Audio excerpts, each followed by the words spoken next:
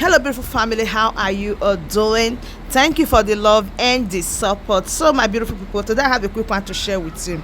Wonders they normally say shall never end. See, in this platform, I bring it to you back to back. Now, we want to hear from the Biafra Prime Minister and Dr. Ngozi ORABUEZE. You guys remember that he is having a issue with the wife of Mazi Nnamdi Kanu after the wife of Mazi Nnamdi Kanu called the Biafra Prime Minister out of a challenge between himself and the son of 8 years old. See, a lot of things they happen, but nevertheless, let us listen to them and I'll be right back.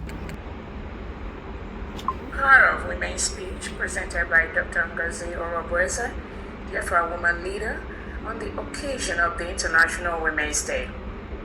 Greetings to the members and executives of IWPG who are present at this occasion and invited guests. All protocols duly observed. Today, we gather to celebrate the timeless beauty from the dawn of civilization to the present day. Women have been the architect of change, the nurturers of progress, the foundation of life, and the embodiment of resilience. As we reflect upon the journey of womankind, we witness a story of triumph over adversity, of courage in the face of oppression, of hope, and of boundless potentials unleashed upon the world. In every corner of the globe, across cultures and through generations, women have left an indelible mark upon the tapestry of human history. From the wisdom of Cleopatra to the bravery of Joan of Arc, from the Marie to the compassion of Mother Teresa, from the Aba Women March to the resilience of Brigade women. Contributions of women have shaped our world in profound and lasting ways. Their stories inspire us, their motivate us, their legacies remind us of the limitless possibilities that lie within each and every one of us. The power of women as mothers, home builders, sisters, aunties, wives, and comforters have molded generations of men and women into respectable and passionate individuals across the globe. Yet, our journey towards equality and empowerment is far from over. Even in the 21st century, women continue to face barriers and challenges that hinder their full participation in society. Discrimination, gender-based violence, and systemic inequality persist, casting shadows upon the path towards progress. But let us not be discouraged by these obstacles. Instead, let us be emboldened by the courage and the resilience of those who came before us. For every glass ceiling shattered, for every barrier broken, and for every injustice overturned, women have proven time and time again that they are a force to be reckoned with. Whether it be in the halls of government, the corridors of academia, or the boardrooms of industry, women are leading the charge towards a brighter and more equitable future for all. Moreover, the impact of women extends far beyond the realms of politics and economics. Women have long been the unsung heroes of peace and reconciliation, tirelessly working towards a world free from conflict and strife. From the grassroots movement of the suffragettes to the global campaign for disarmament, women have been at the forefront of the fight for peace. Their voices, often marginalized and ignored, have nonetheless resounded across continents, calling for justice, compassion, and understanding. As we stand on the threshold of a new era, let us pledge to honor, let us amplify the voices of women everywhere, and let us work together to build a world where every person, regardless of gender, race, or creed, can thrive and flourish. In closing, let us remember that the beauty and power of women are not confined to the pages of history. They are alive and thriving in the world around us. Let us celebrate the achievements of women, past and present. Let us commit ourselves to creating a future where every woman and girl can reach their full potential. Thank you so much for listening. Just to respond to what he has said so far, of course, who will not be happy with what is happening? It is only for those of you who don't know what we have in stock that will be, shouting and shouting. But I know exactly what I'm doing, and I know what the government is doing, and we have not actually unleashed the diplomatic muscles that we want to unleash, for the Biafra liberation. If you remember that for the past few months, when I was hammering on this particular, our next move is diplomatic war, our next move is diplomatic fight. Some of you don't understand what I meant.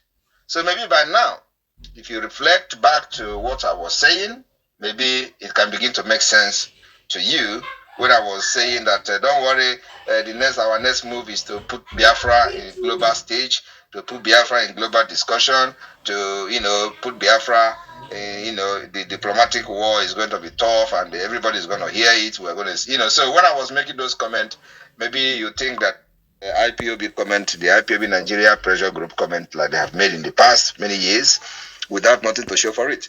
So this is not actually, you are going to see wonders in Finland. You will see dignitaries that will embrace our convention, and you will see how the convention will roll, and you will hear what declaration and the wording of the declaration of the restoration of independence of Biafra.